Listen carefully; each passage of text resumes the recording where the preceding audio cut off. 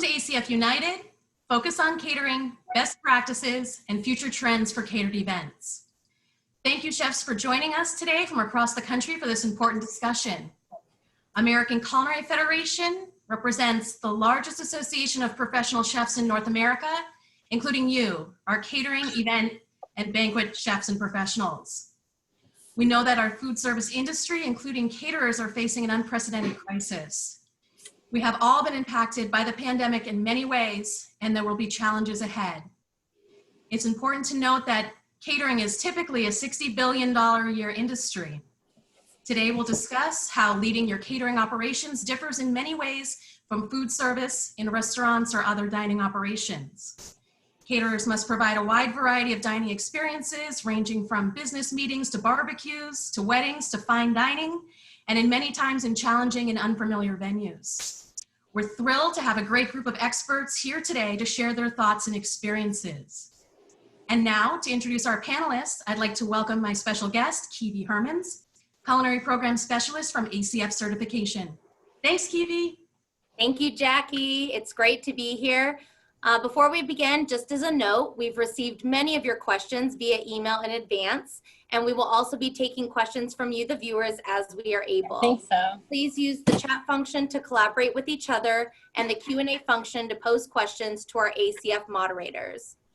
All of today's panelists have incredible resumes, and so we apologize that we've had to shorten them all for the sake of time so we can get to as many of your questions as possible.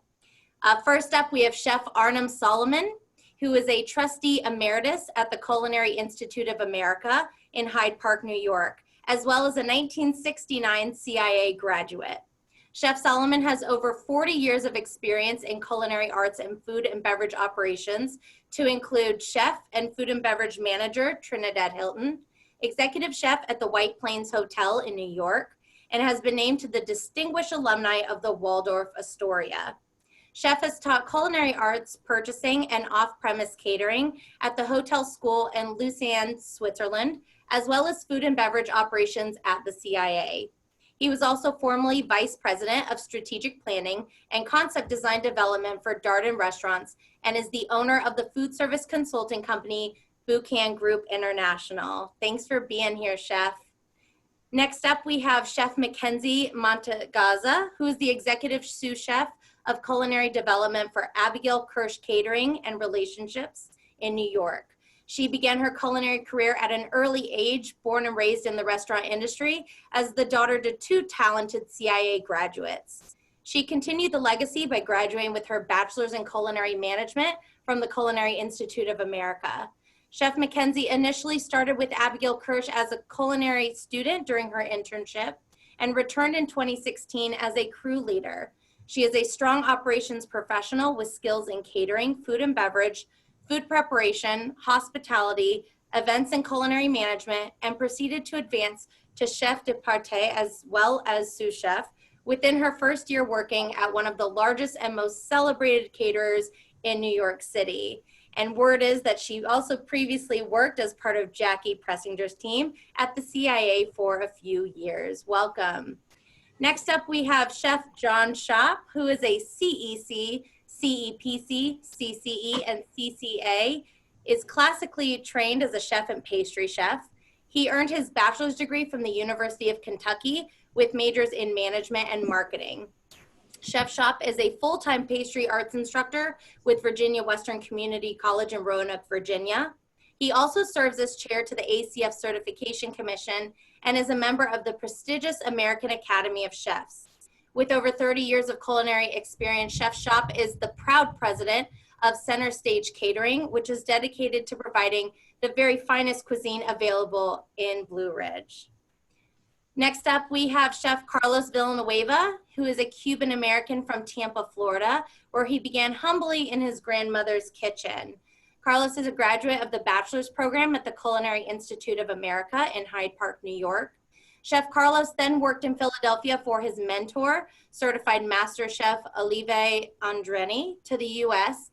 He worked at one of Boston's best restaurants before spending the next 5 years working in New York City as an executive chef for Cloud Catering and Events, where their team brought Michelin standards to catering. Chef has recently returned to Florida as Director of Culinary Operations at Puff and Stuff Events and Catering. Next up, we have Chef Brandon Lavier, who is the Executive Chef and Director of Culinary Operations and co-founder of Lavish Roots Catering and Hospitality. What started out as a crew of 4 has grown over the past 5 years, and Chef Lavier oversees and leads a team of over 200 team members in more than a dozen kitchens in the greater Seattle area. Brandon is tasked with all things culinary, including interviewing, hiring, team member training, and menu development and tasting. In addition to the aforementioned items, Chef Lavier is responsible for our community outreach and continuing education programs. Chef is also a certified executive chef and is the current president of the Washington State Chefs Association. Thank you for being here. And finally, we have Chef Keith Blosschild, who is an ACF certified executive chef and certified evaluator. He is a 1988 graduate of the Culinary Institute of America in Hyde Park, New York, and a member of the CIA's Alumni Council. After 30 years in clubs and resorts, Chef and his wife Dina are the owners of both the Cook and the Cork restaurant and Parkland Chef Catering located in Coral Springs, Florida. Additionally, Chef is also an accomplished ice carver, having trained in the USA and Japan and a sommelier level 1. His restaurant has received the Wine Spectator Award of Excellence and DeRona Fine Dining Awards for the past 7 years straight, in addition to countless other awards and accolades. Wow, that is an incredible panel we have for you. And now I'm going to pass it back to Jackie Pressinger, ACF Director of Strategic Partnerships. Thank you so much, and welcome to all the panelists. It's such an honor and pleasure to have you all here. So to get started, I'm just going to ask an icebreaker question. I'll come around to each of you, and if you could give us your answer. And the question is going to be to tell us a little bit about your catering operation and its location, and if there's any specialty or focus, and also who has been your greatest mentor. So to start us off, Chef Blosschild, please. Our catering company is located in South Florida. The catering end of it, we do mostly high-end, larger events.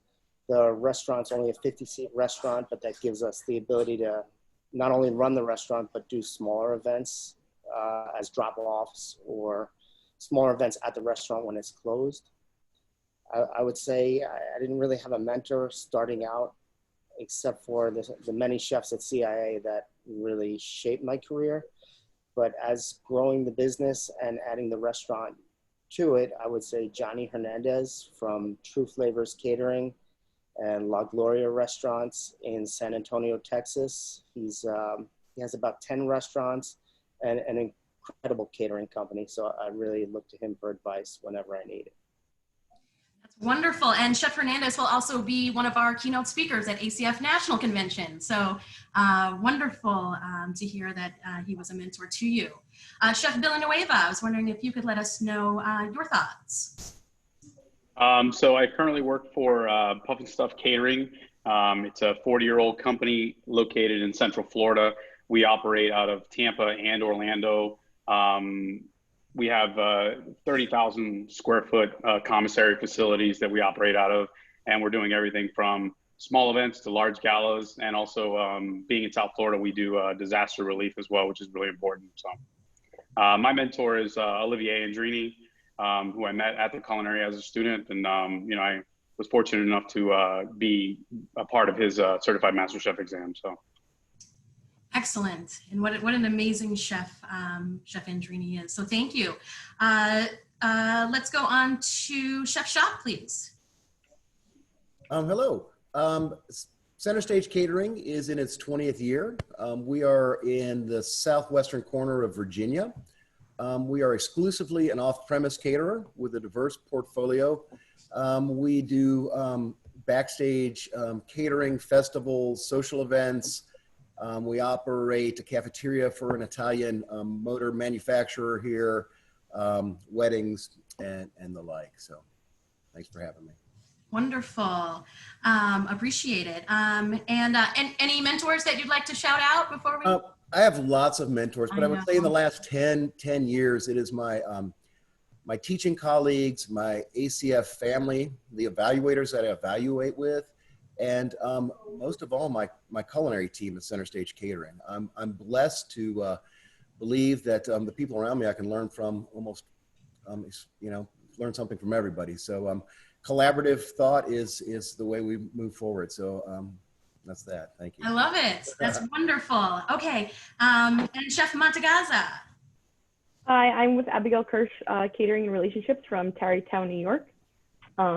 Abigail Kirsch has been around since 1960 when Abigail herself began in the basement of her home and quickly grew into the expansive catering company that we are today throughout the New York City area. We have many of our own venues. We have exclusive partnerships with other venues around the New York City area, and we are continuously improving and growing with our thought process from the beginning of we're only as good as the last event we did. With everything that's going on, we're continuously trying to improve the Abigail Kirsch culture and create the Abigail Kirsch experience for guests moving forward. Perfect. And any mentors or anyone that you'd like to give a shout out? Being a daughter of 2 CIA grads, I'd probably have to say my parents. Great one. That's a perfect one. All right. And Chef Lavier.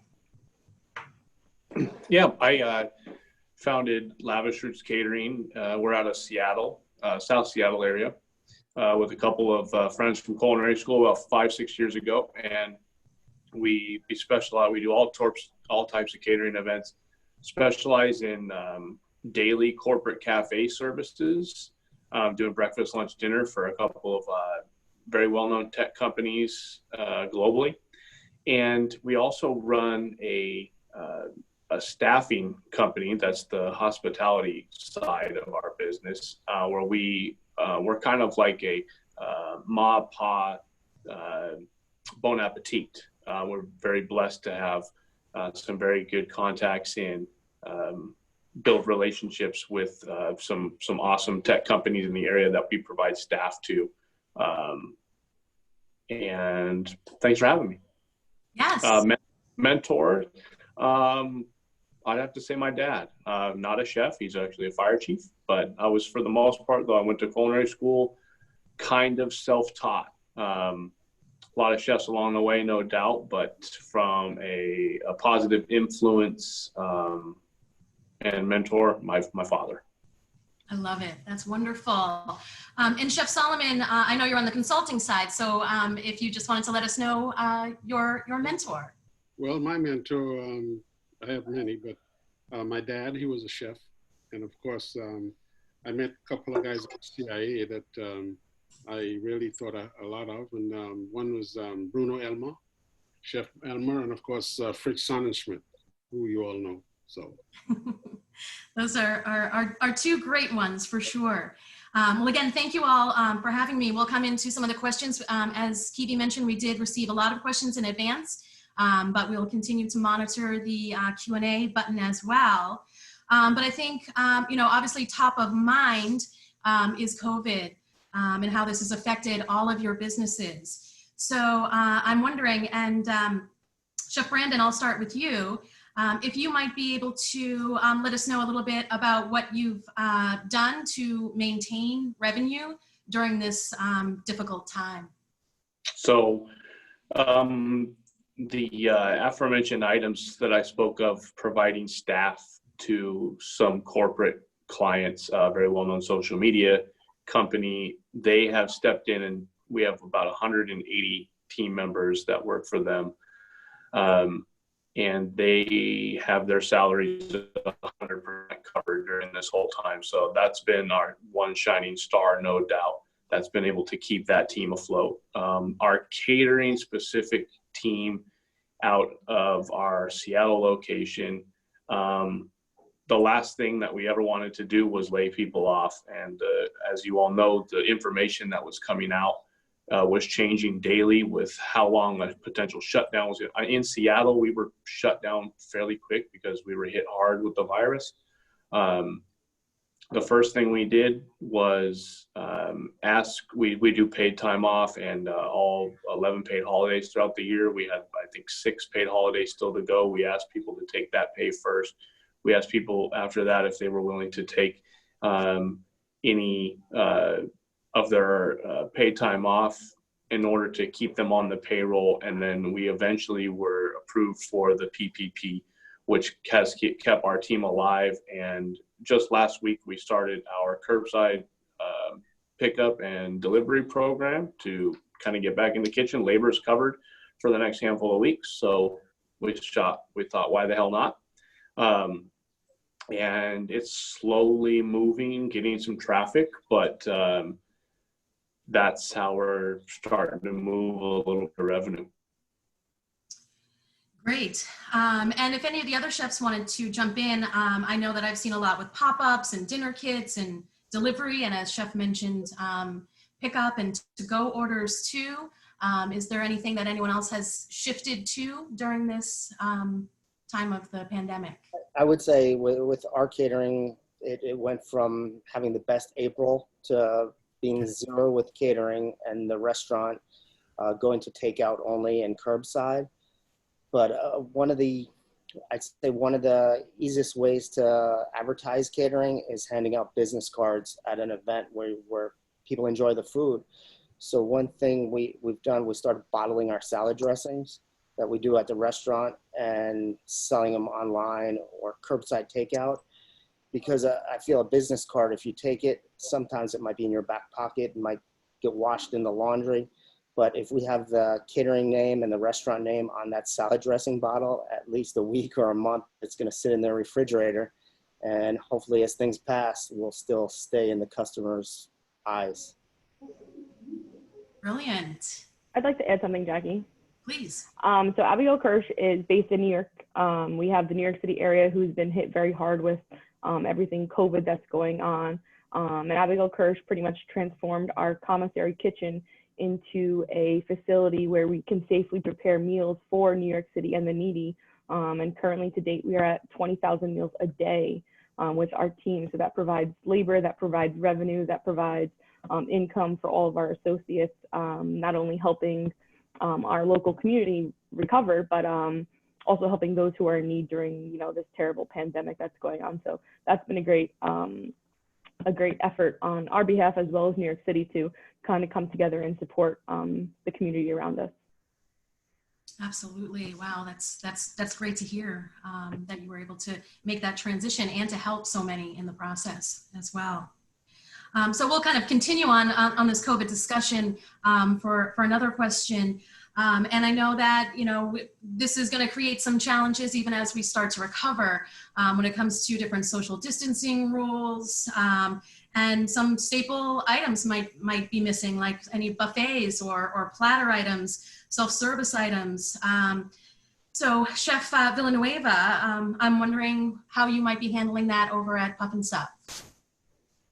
So one of the approaches that we've really been focusing on is the individual meal and trying to find, how does that really keep the food safe, keep the experience something enjoyable, especially looking towards, everybody's kind of in a different phase. In Florida, we're in phase 2 right now. So, we're hopefully looking for social business in the next month or so to start picking back up. Family business, small weddings and things like that have started to come back. And the thing that we've seen is that by individually, finding the right vessels, obviously, that the food goes into, and we're still able to, plate it with, an artistic feel to it, and still creating a really awesome event, because that's really at the end of the day what people are looking for in a safe environment, and also focusing on the safety of our staff. So the individual meal and just, packaging is really the key to, what can you do in those environments. So something as simple as, a cheese board that would have been a stationary display, we've now done, cheese and charcuterie individual plates. So everything's in there. And we're able to hand those out, and then, the guests can then enjoy that entire board without going up to an actual buffet. So it's just, it's really trying to think, the creativity now has to be on how do we make it safe, versus how do we get very elaborate with the food. It's, how do we kind of serve food in the confines that we're in right now. So. Absolutely. Any of the other chefs want to share anything about what they're doing now, or any plans of how you might be shifting what your events might look like? I'd love to jump in, Jackie, if I could. Yeah. So for us, this whole thing hit, we were coming back from Jamaica, trying to get back into the country right in that time. And we came into a self-quarantine with the news that the state was kind of shutting down restaurants and those things and all of that. And we, over the next 5 to 8 days, we just watched close to $700,000 worth of business cancel and postpone. And we made a decision really early on. We were not going to furlough our staff, at least our full-time staff. We have about 54 total with part-time, but they have primary jobs. We hold on to about 14 full-time. And those people were intricate in building the success of Center Stage Catering and a lot of heavy investment in them. We've invested in a lot of professional development, ACF certification training, all of that. So the thought of throwing them out on the street didn't seem right. So we early on said, hey, we're going to try and figure out in this changing environment how to get this plane over the mountain, or we're going to smash in the mountain together, but we're going to do it together because I believe that the team is probably the most important element I have. As an offsite caterer, it was difficult at first, and our community is very rural, and a lot of small restaurants were struggling. And we realized early on that we didn't have a traffic flow pattern of customers that were used to coming to our commissary. So that was going to be difficult. And as we tried to navigate what we wanted to do, we stepped out of the arena for a while and just did some cooking for our community, free cooking to hand out meals to people. It kept our minds busy, our hands busy, our staff working while we were trying to figure things out.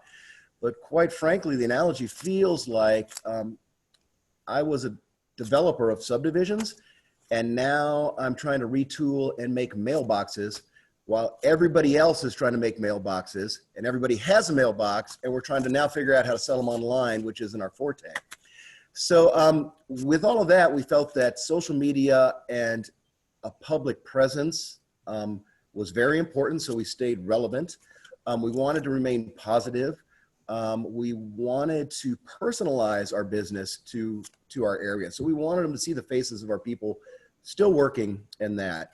So we are fortunate. We do have a piece of business that is manufacturing cafeteria run, and that's been keeping us going. We burned through last year's profits and pretty close to the end of PPP.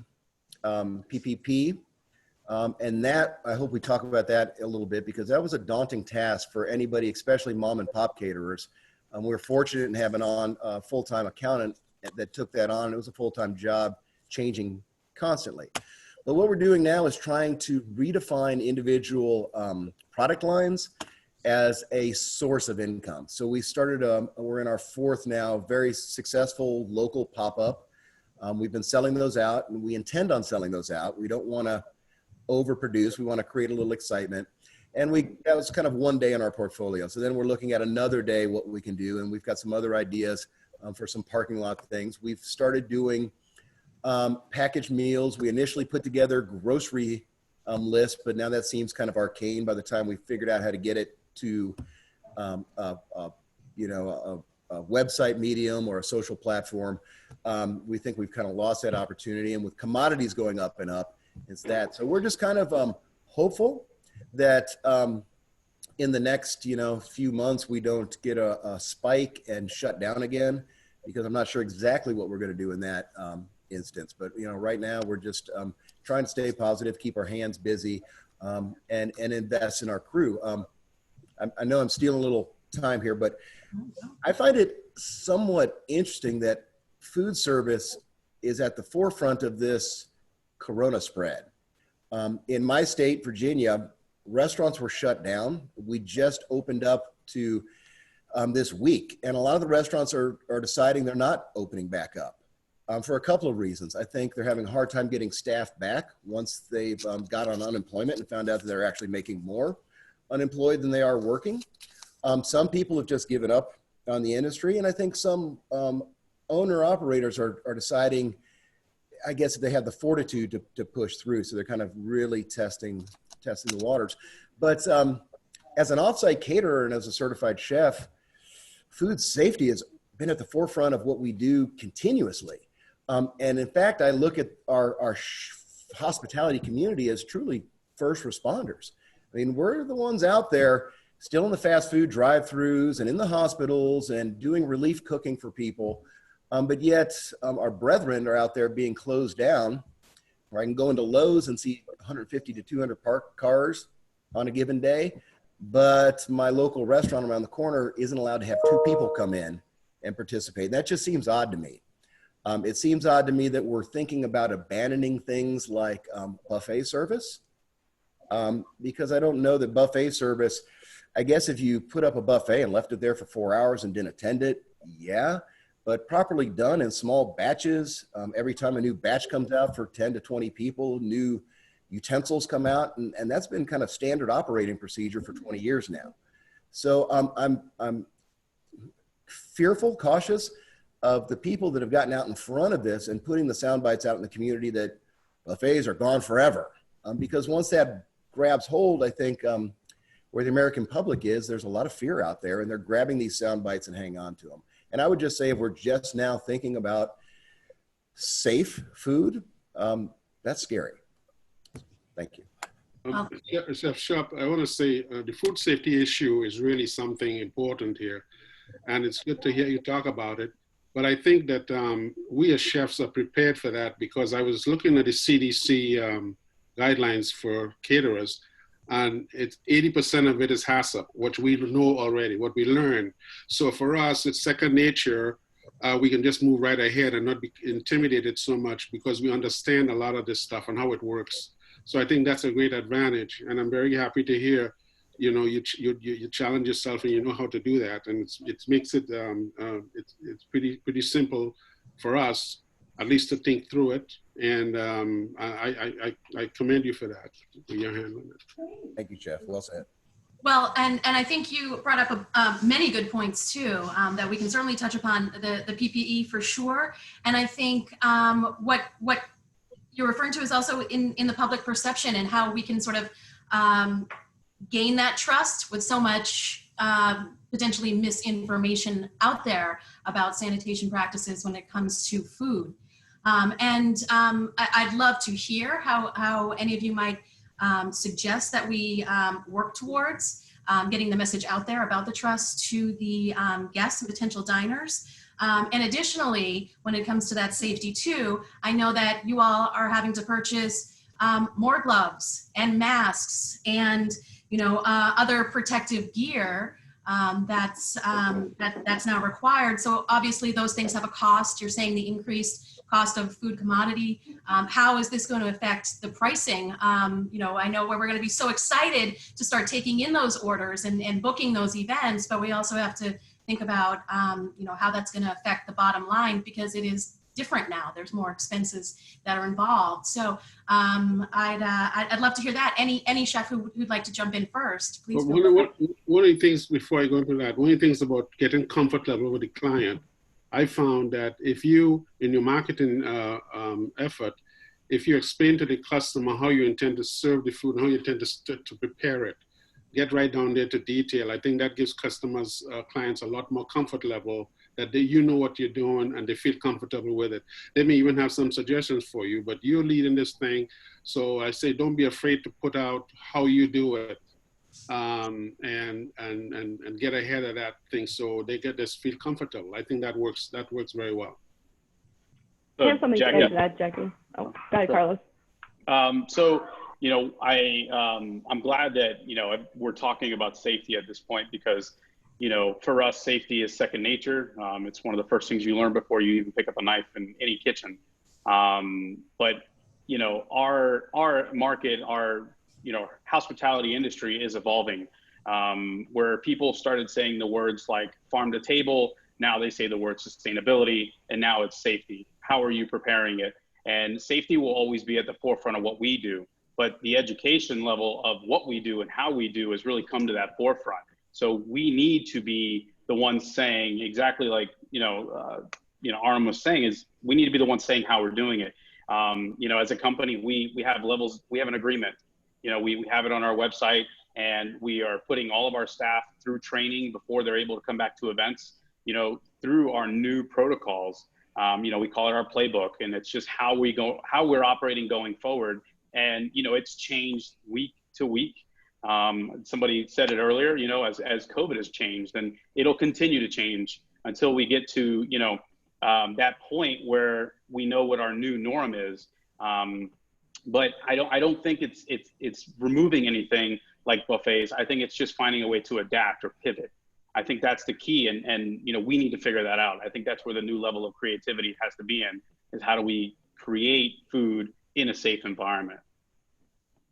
And I think to say one thing about the cost of personal protective equipment, I really don't think we use any more gloves now than we ever used before. We were always using the same amount of gloves, but I noticed the cost of gloves is almost 40% more. And then if you think about meat products, now costs are going up tremendously for food items, especially meats, at a time when so many customers are unemployed or laid off.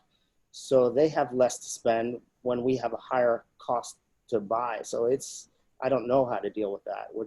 You can't pass everything on to the customer. And I'd like to jump onto that too, because we also are seeing our landscape completely mixing. So where I'm just an offsite caterer, not a restaurant, we're seeing restaurateurs now doing the same thing, trying to invent themselves to survive and doing catering.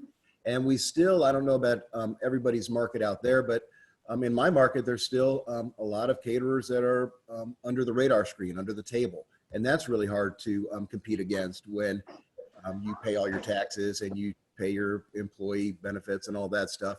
So it's interesting out there. I'm hopeful that the American public will start to realize, it was brought up earlier, Carlos, I think you brought it up, that we've gone farm to table and they digested sustainability. But I don't really know if people really get much past behind the kitchen door, who's actually touching my food and assembling it. And I, for one, would sure like to see more certified chefs coming post culinary school and continuing their education, continuing to learn and rising up a certification ladder. And especially for those chefs that may have either apprenticed or be self-taught. That's not to put anybody down. This is a big community, but there is something to say that certification keeps you tuned. So I'm hoping we see more cooks like that and culinarians in our kitchens, and less folks off the street that this is kind of a part-time job and they don't really want to invest in the profession of putting out safe food. What we did is become more transparent to our guests and to our community, because I feel like I've done a bad job with that in the past. I've always been told by publicists, you never brag about yourself enough. But what we did was implement a program for, first thing is that we can't keep our guests safe if we're not keeping our team safe. So what we did was set up a testing protocol for our team, everyone coming back to work. We've got temperature checks. We've got mandatory hand washing every 30 minutes logged. And that's stuff that we already wash our hands. We already wear gloves, ready to eat food and whatnot. We're doing mandatory apron checks every 4 hours, because you guys know, 8, 10, 12-hour shift, you're wearing the same apron, it's dirty. Let's get it swapped out. So we're logging all of that. And down to our dedicated door for team members only, dedicated door for deliveries, in which we're not allowing delivery drivers to come in. All food is checked in outside of the door. Product is then moved in, if applicable, to a different container. And we're just eliminating visitors coming into our kitchen. And then we share that with our guests on social media and whatnot. I make a quick little video to let people know, and they love it. They're like, wow, this is great.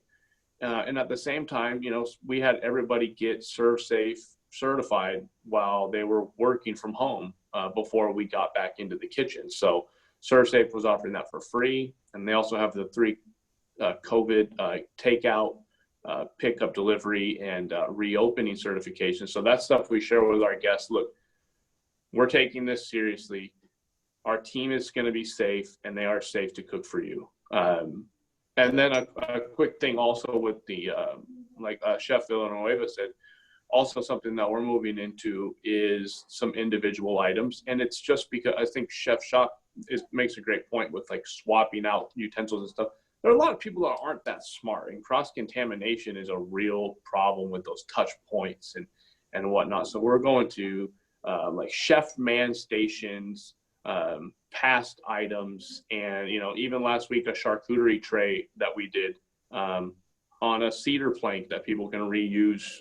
You know, salmon's big out here in Seattle. So, hey, use your reusable plank, charcuterie, you know, have fun. But, you know, that's a couple things we're doing. Excellent. Thank you for that. And Chef Mackenzie, I think you were trying to chime in as well. Yes, absolutely. I think it goes back to cover everything that we've all said. As our chef and partner, Allison Auerbach, has been on a task force with New York City catering companies since the beginning of COVID, as soon as it started to happen, to figure out what can we do and where can we improve before we find out, hey, this is when we can reopen. You know, there's been no mandates from any regulations coming. You know, what phase are we opening in? What phase are we allowed? How many people are you allowed in a space? Does that include your staff? Does that not include your staff? But similar to what Carlos said, that we have a playbook. Everything from the guest perspective to the back of house perspective that the guest doesn't see.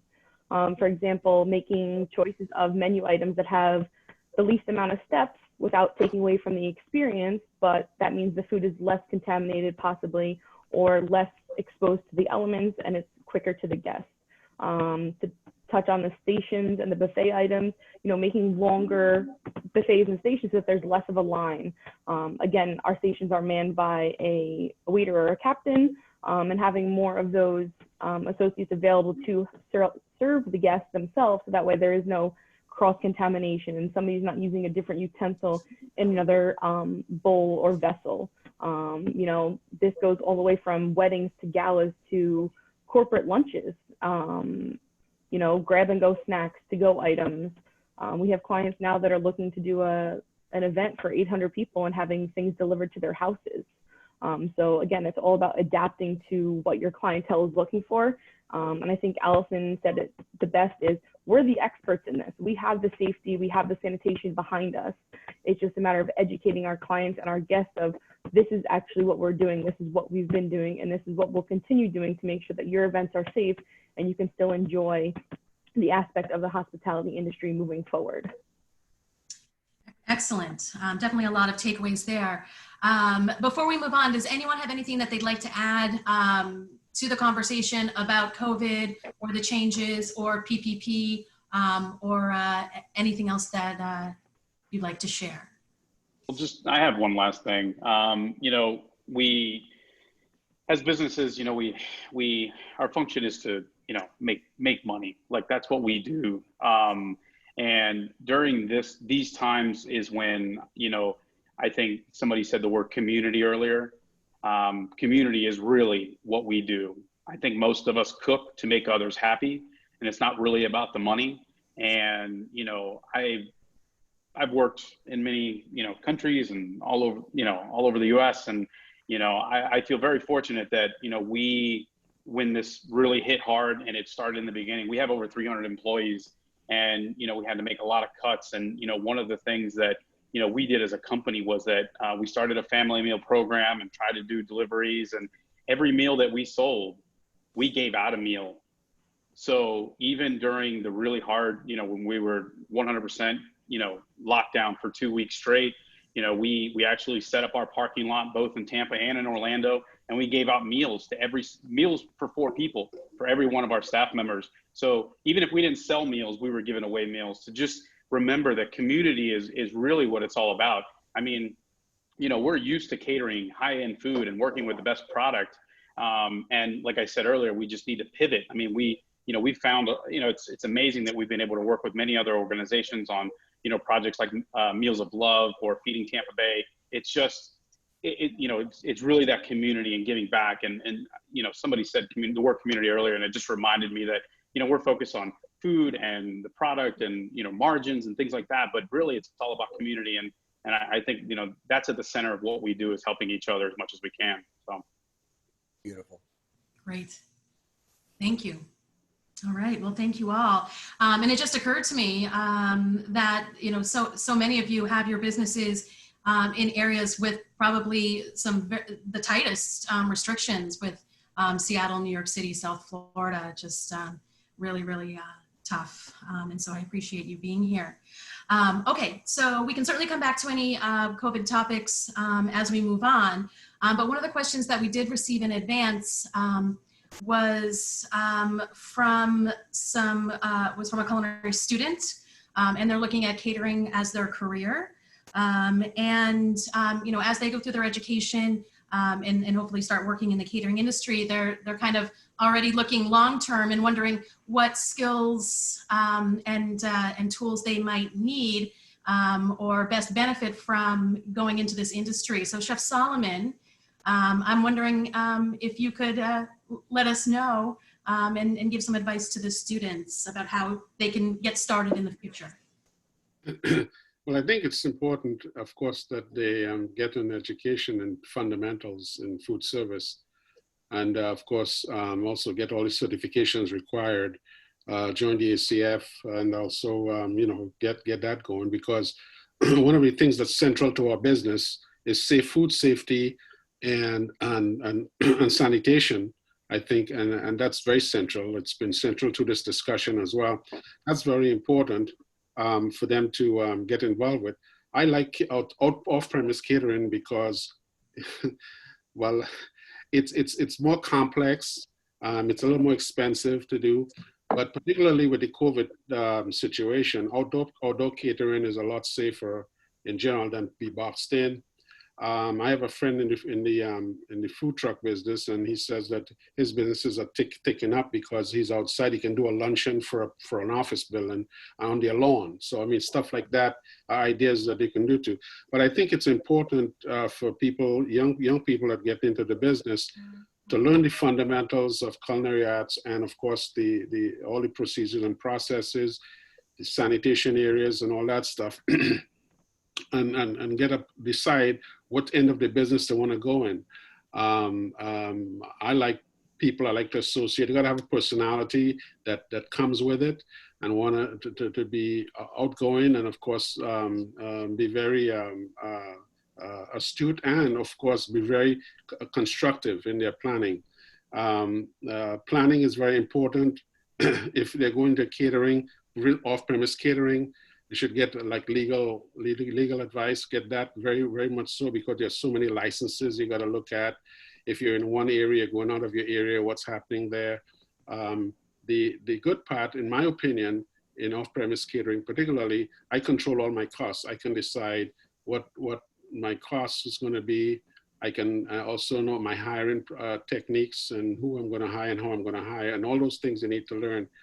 It's a lot of steps, and it's not really easy, but you know, my philosophy is nothing that comes easy is very good. So I've had that drilled into me that is hard work, and we all work hard. We all can talk about how many hours we put in at night, and everybody's going home and you're left alone.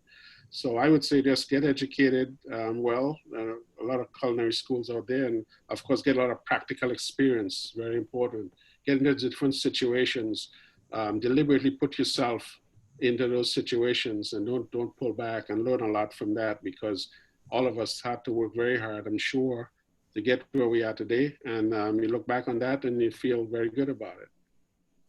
Right. Well, excellent. And so I'm going to turn this over to the group as well. In addition to the students, I know that we have some of our colleagues who might have lost their roles and who might be looking at potentially getting a job with a caterer, or maybe even starting their own business in the future.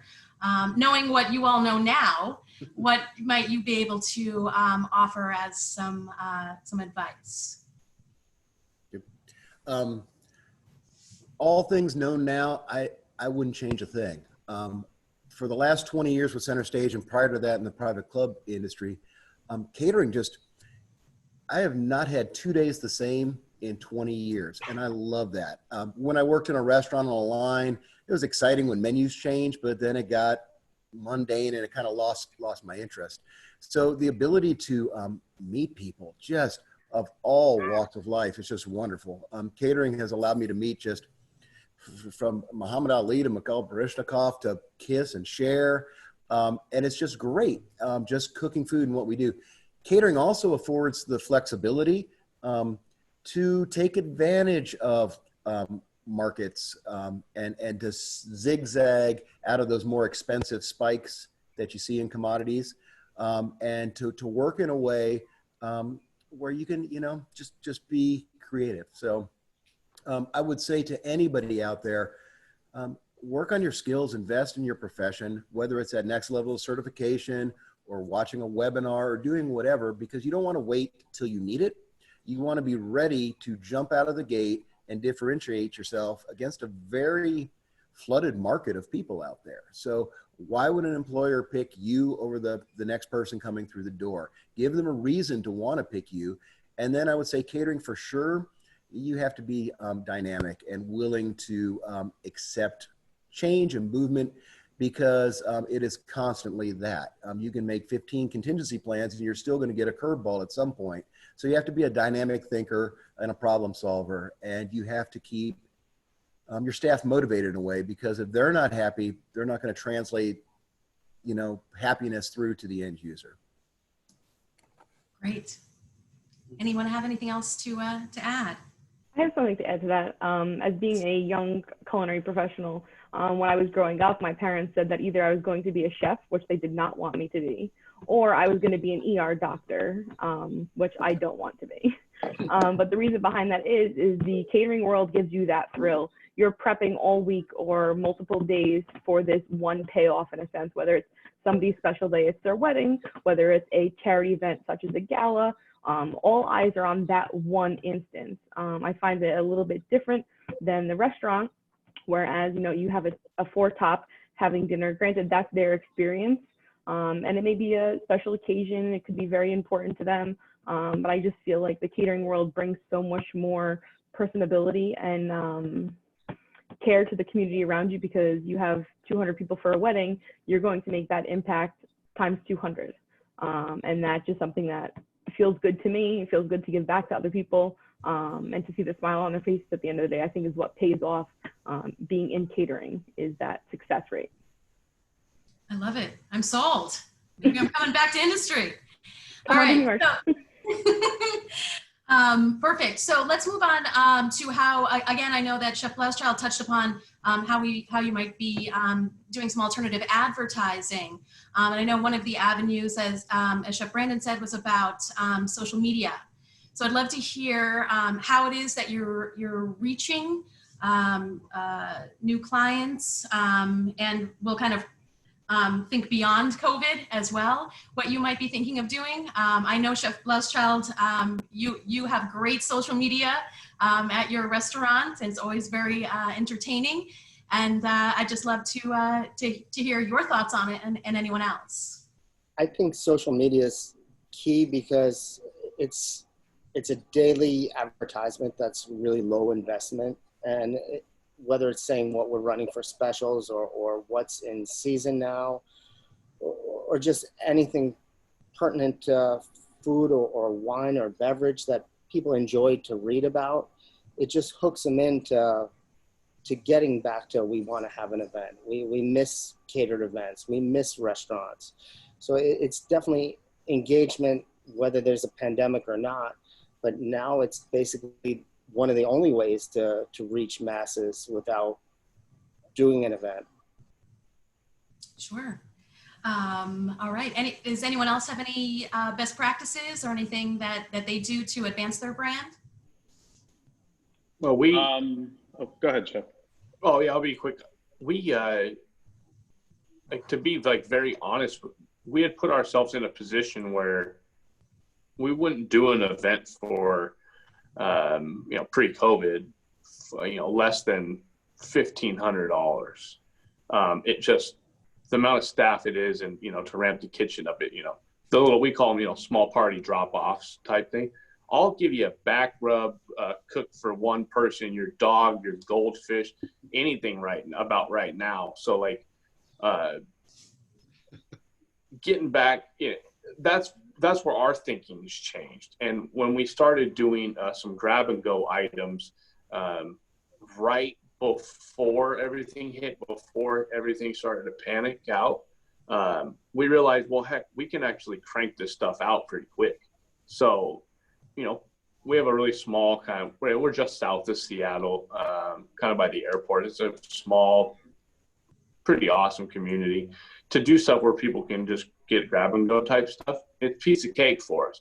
It's not the Michelin style stuff, or, you know, your competition style plating that, you know, we would normally love to do, but it's what's getting us through to generate some dollars. So just rethinking, and everyone's on board. You know, it's like, oh, you know, that sous chef we have is, you know, a super rock star. She's not going to want to, you know, make hummus and eggplant sandwiches. And she said, damn right, I'm making whatever you want me to. So I was like, great, chef, sounds good. So yeah, just rethinking stuff and not being hard-nosed or being too good to take any orders. Excellent. Great. I guess we'll kind of, I'm seeing all these questions that are coming in, and they're, a lot of them, and rightly so, are kind of moving back into the COVID space. One of them that had come in advance, and I think I saw it echoed in the chat as well, is I'm wondering if anyone might be able to share how you're handling social distancing in the kitchen right now. Has anyone changed their policies around that? So at Abigail Kirsch, we've adapted, you know, there's no more than maybe 10 people in the kitchen at a time. There are spaced out, everything's marked, you know, 6 feet, work here for your safety. Even the floors in the kitchen have markings on them, you know, where our normal path would be for, you know, 6 feet distance.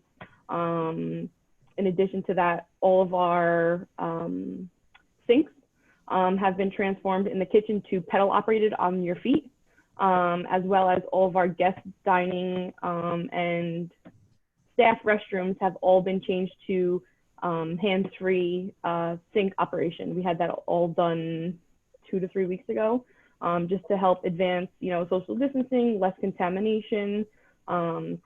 We do have a dining room set up currently for sales appointments to show what social distancing would look like in one of our dining rooms, depending on capacity.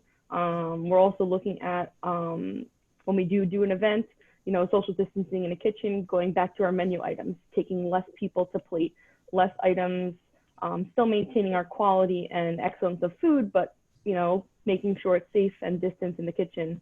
So, you know, we have a large kitchen that can accommodate 2 events at a time, you know, separating us out and making us work on tables. The good thing is our tables are actually 6 feet as well. So it's like if everybody works on their own table, you know, it's already somewhat adapting to that. But we're making sure that, you know, temperatures are taken, uniforms are changed. Nobody's allowed in the kitchen that doesn't belong, for instance, purveyors. There's nobody allowed into the building without being temperature checked or coming out of street clothes, going into a uniform so that we know that it's as clean and sanitary as possible. Excellent. I love the comment about uniforms too. That's something that we've been doing for 20 years, but not every kitchen does that. There's a lot of folks out there operating right off the street in street clothes. And again, I'm hoping the community is a little more delves into who's cooking their food. We early on decided or realized that we needed to split our kitchen to protect in case somebody did come down and we needed to quarantine again or self-quarantine, that we needed to protect half of our kitchen. So we divided them in half. And our kitchen space was designed early on for cooks' comfort. And that works out really well. Everybody has a couple of 8-foot tables, their own area of the kitchen. And we just designed it that way because so many kitchens are just so oppressive to work in. We wanted to provide a good environment for our people to work in. Excellent. Yeah, for our bigger kitchens, we're splitting everybody into 3, potentially 4 different teams. That would be about 4 teams of 10 people that would never cross-pollinate. So there would be an initial, when we're going back on Monday, actually. So initial day or 2 of training, going over different protocols. And then we're doing the three, or I think it's going to be 4 teams that are never going to cross each other probably until the end of the year. But we're very fortunate to have a large crew to be able to handle that. Wow. Well, this has all been amazing information, and I wish I had 2 more hours to spend with you all. Unfortunately, we're coming up to the end of our time, so what I would love to do is come around and either get your final thoughts for the viewers, or if there's a proudest moment as a caterer that you'd like to share, then you can certainly do that too. But I will promise that this conversation will continue. And with that said, then I will come around and Chef Lavier, since you were right on my screen, if you wouldn't mind telling us your final thoughts today. Yeah, well, I saw some people talking in the Q&A about how like the airline industry, you guys there? How the airline industry has been doing HACCP and everything for a while, and it's like, we know that, but the clients, the guests need to know that. We need to share that information. We're just excited to get back to work, to be honest with you. It's been cooks working from home is really not a thing. The mental health aspect of checking in with your team on Zoom meetings has been really big for us. Just let them know. And, we've got one of my business partners' birthdays coming up this Saturday, and we've got 200 people forming a parade line to go drive by her house and, shoot Roman candles at her. So, stay positive is one thing that you'll hear me say is always stay positive. Know you're going to get out of it. I'm actually sitting in a brand new facility that we purchased mid-pandemic. We followed through with it because we know that we are going to be back. We know we're going to be up, and people are going to want to support you. Proudest moments for me, we really pride ourselves on global cuisine. We have a very diverse team, and the best thing is doing a Middle Eastern menu, specifically a Pakistani menu once, and someone said, a Pakistani individual said, "Thank you, you reminded me of home." And those are the things, if we're going to do things, make sure we get it right. Follow the traditions, be yourself, have fun, and cook your ass off. Thank you. Thank you. And Chef Villanueva.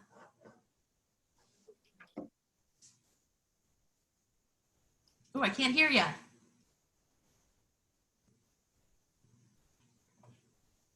Sorry. No problem. So I think Mackenzie brought up menu, and I know we don't have enough time to get into menu development and things like that, even during these times. But something that my owner has really, we've talked to great lengths about, and it's really looking at your menu as a vertical integration. So streamlining your menu so that it can vertically integrate into delivery menus, into any kind of corporate menus or lunch menus or plated menus that you need to write, because you have a limited staff in-house right now in most companies. You really don't have everybody you need. So getting creative and really trying to find a way to vertically integrate all these menus that we normally have, and then really communicating with the sales team and finding a way to tell the story of what you're doing on a horizontal platform. So you vertically integrate your menu items, but then you take them and you try to spread them out horizontally over all of the venue stream, the streams that you typically would bring in revenue from. It's just, it's the last thing I just want to leave us with, because we didn't really talk about menu that much, because all of us are doing food we normally don't do. We're kind of going back and doing some of the old school dishes. And I was, cooking coq au vin last week. I was really excited. So that's really, the last thing that I want to talk about. Proudest moment has really been with this team, and, seeing how, the core group is just, everybody is doing everything. We're all washing dishes. We're all weeding in the garden. We're taking care of business, and really trying to, just stay together, keep the unit, keep the boat afloat. So. Excellent. Thank you so much. And thank you for being here. Chef Solomon, please. You know, this conversation validates that it was a good decision for me to get into this business. Just listening to my fellow professionals, I gotta tell you something. Nothing good is easy. You have to work hard, and you know, like I think President Kennedy said that we're going to the moon not because it's easy, because it's hard. I think that the hard work and the dedication that I expressed by my colleagues is invigorating, and there's no doubt we're going to be standing still, keep standing, and we're going to be okay by this. And the level of expertise and the depth is just incredible. And I want to thank you for having me on here today, because I think I feel good about this. Oh, well, thank you. It's again an honor to have you here, and thank you for sharing.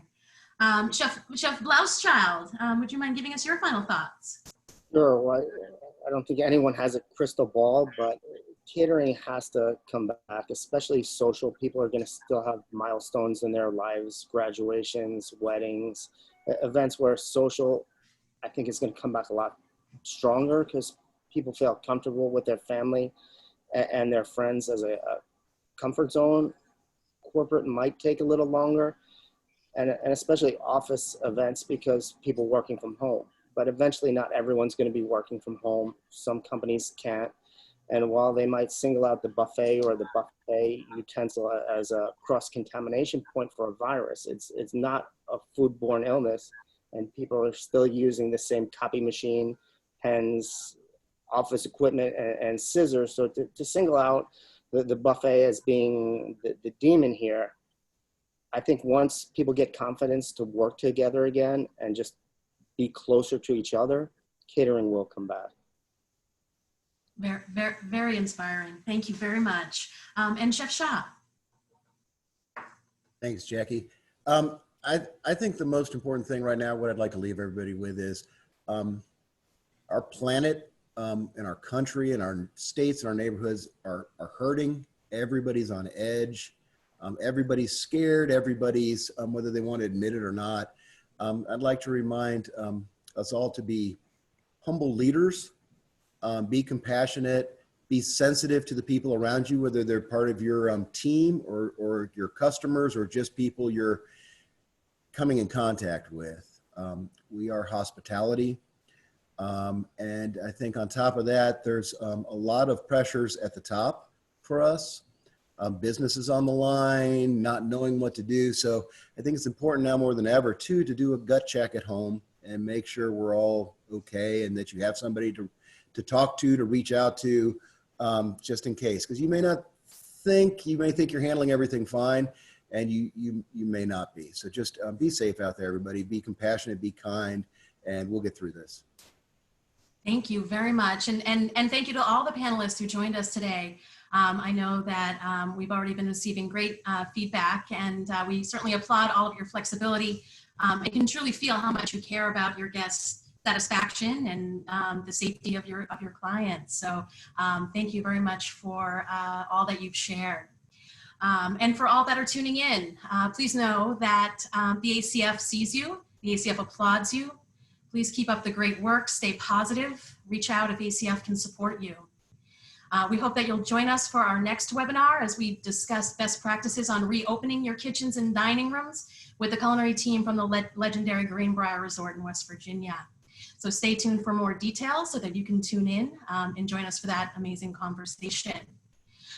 You can also register today for the ACF's virtual convention to be held August 3rd through the 5th. This will be around the world in 80 plates.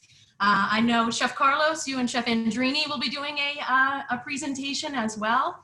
And we'll also have chefs from all across the globe sharing their favorite dishes, as well as our opening keynote, Jacques Pepin. So on behalf of ACF and ACF National Office, please be safe. We look forward to seeing you soon, and have a great day. Thank you all panelists. Take care. Make it a great day. Thank you.